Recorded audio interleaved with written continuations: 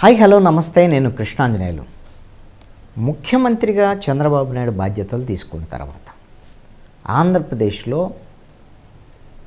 యువతీ యువకులకి, నిరుద్యోగ యువతకి ఉద్యోగ ఉపాధి అవకాశాల కల్పన విషయంలో ఎంతో తపన పడుతున్నట్టుగా కనపడుతుంది. తీవ్రమైనటువంటి ప్రయత్నాలు ఆయన వైపు నుంచి జరుగుతున్నాయి, ప్రభుత్వం వైపు నుంచి కూడా జరుగుతున్నాయి.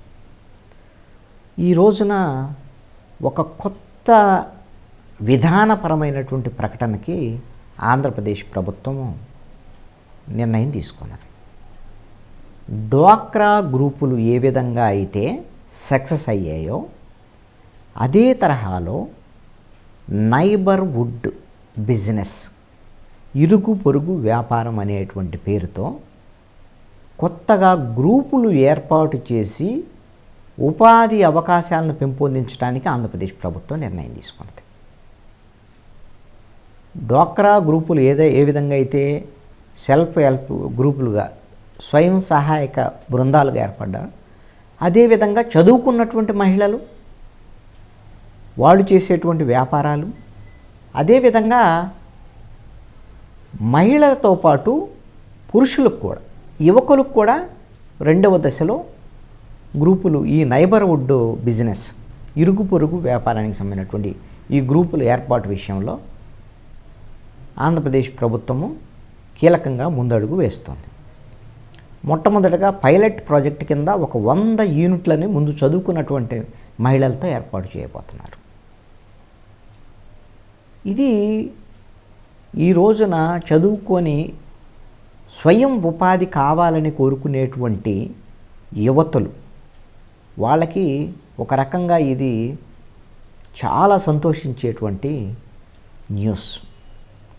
సెర్ఫ్, ఆంధ్రప్రదేశ్లో ఉండేటువంటి పేదరిక నిర్మూలన సంస్థ మొత్తము ఆంధ్రప్రదేశ్లో ఉండేటువంటి 1,10,00,000 మంది డ్వాక్రా మహిళలతో సర్వే చేసింది. ఈ సర్వే చేసి ఆ కుటుంబాల్లో చదువుకున్నటువంటి యువతులు ఎంతమంది ఉన్నారు, చదువుకున్నటువంటి యువకులు ఎంతమంది ఉన్నారు, వాళ్ళు ఏ ఉద్యోగాలు కావాలని కోరుకుంటున్నారు, ఏం ఉపాధి కావాలని కోరుకుంటున్నారు, ఏమైనా వ్యాపారాలు చేయాలని కోరుకుంటున్నారా, స్వయం ఉపాధి వైపు ఆలోచన చేస్తున్నారా అనేటువంటి దాని మీద ఒక 4 రోజుల పాటు సర్వే చేసి రాష్ట్ర ప్రభుత్వానికి ఒక నివేదిక కూడా ఇచ్చారు. ఆ నివేదికకు అనుగుణంగా ఒక 20 లక్షల మంది యువతులు ఈ విధంగా స్వయం ఉపాధి పొందాలి అనేటువంటి ఆలోచనతో ఉన్నట్టుగా సెర్ప్ జరిపినటువంటి ఈ సర్వేలో తేలింది. ఈ 20 లక్షల మందికి దశల వారీగా ఈ నైబర్హుడ్ అనేటువంటి ఈ విధానం ద్వారా, ఇరుగు పొరుగు వ్యాపారం అనేటువంటి ఈ నైబర్హుడ్ బిజినెస్ అనేటువంటి ఈ విధానం ద్వారా ముందు పైలట్ ప్రాజెక్ట్ కింద 100 సెల్ఫ్ హెల్ప్ గ్రూప్స్ని ఏర్పాటు చేయబోతున్నారు. దీనికి కేంద్ర ప్రభుత్వ పరిధిలో ఉన్నటువంటి ఎంఎస్ఎంఈ, ఈ స్వల్పకాలిక స్వయం సహాయకమైనటువంటి యూనిట్స్ ఏర్పాటు చేసేటువంటి ఇది ఉందో, దాని ద్వారా కేంద్ర ప్రభుత్వ ఎంఎస్ఎంఈలతో కూడా దీన్ని అనుసంధానం చేయబోతున్నారు. ఈ విధంగా ఎంతో కొంత చదువుకొని వాళ్ళు, కొంతమంది ఏమో ఇప్పుడు గ్రామీణ ప్రాంతాల్లో ఉన్నారు, కొంతమంది వ్యవసాయంలో ఉండుంటారు, లేకపోతే చిన్న చిన్న వ్యాపారాల్లో ఉండుంటారు. వాళ్ళు సొంతంగా చిన్న చిన్న వ్యాపారాలు చేయాలి అనుకుంటే వాళ్ళకి కావాల్సినటువంటి సహాయ సహకారాలు కావాలి కదా.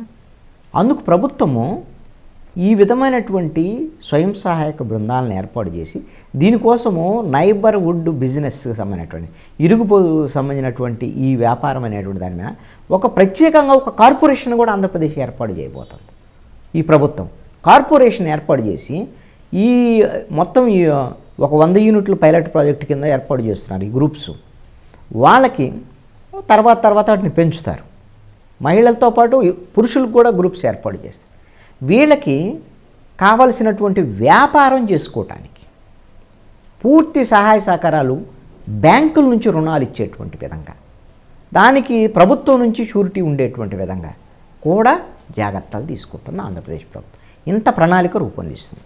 అయితే ఏ రకాల పనులకు సంబంధించినటువంటి విషయంలో, ఏ రంగాలకు సంబంధించినటువంటి వాటిల్లో ఈ నైబర్హుడ్ బిజినెస్ని ఏర్పాటు చేయాలనేటువంటి దాని మీద ఒక 49 జీవనోపాధికి సంబంధించినటువంటి మార్గాలని ఇప్పటికే ఎంపిక చేశారు.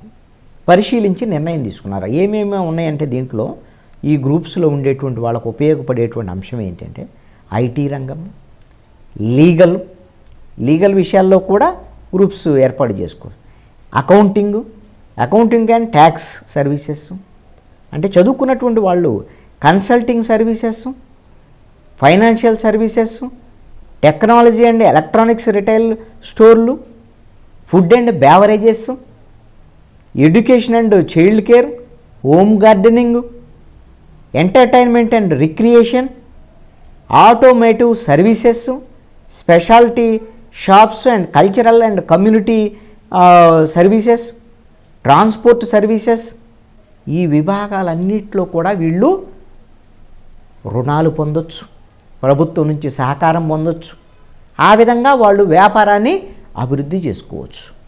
వీళ్ళకి కావలసినటువంటి మౌలిక వసతులన్నింటినీ కూడా కల్పించి వీళ్ళు నైబర్హుడ్ బిజినెస్, ఈ ఇరుగు పొరుగు వ్యాపారం కావలసినటువంటి సౌకర్యాలను మొత్తాన్ని కూడా ప్రభుత్వమే ఈ నైబర్హుడ్ బిజినెస్ కార్పొరేషన్ ద్వారాగా ఏర్పాటు చేస్తుంది.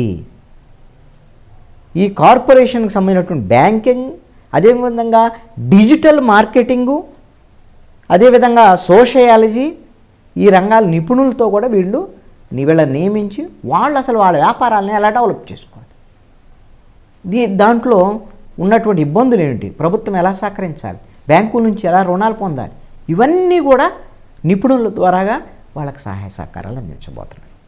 రాష్ట్ర ప్రభుత్వము ఈ రోజున భారతదేశంలో ఎక్కడా లేనటువంటి విధంగా స్కిల్ సెన్సస్ చేస్తుంది. అంటే ఏ స్కిల్స్ ఉన్నవాళ్ళు ఎంతమంది ఉన్నారు అనేటువంటిది అసలు భారతదేశంలో మొట్టమొదటిసారి ఆంధ్రప్రదేశ్ చేస్తుంది. ఆ స్కిల్స్ ఉన్నటువంటి వాళ్ళు వివిధ రంగాల్లో ఎక్కడో చోట ఉద్యోగ ఉపాధి అవకాశాలు పొందొచ్చు. కానీ స్వయం ఉపాధి పొందాలనుకునేటువంటి వాళ్ళకు మాత్రం ఇది ఖచ్చితంగా ఒక 20 లక్షల మంది మహిళలు ఇప్పుడు ఈ స్వయం ఉపాధికి సంబంధించినటువంటి నైబర్హుడ్ బిజినెస్లోకి తీసుకురావడానికి ఆంధ్రప్రదేశ్ ప్రభుత్వం చేస్తుంది.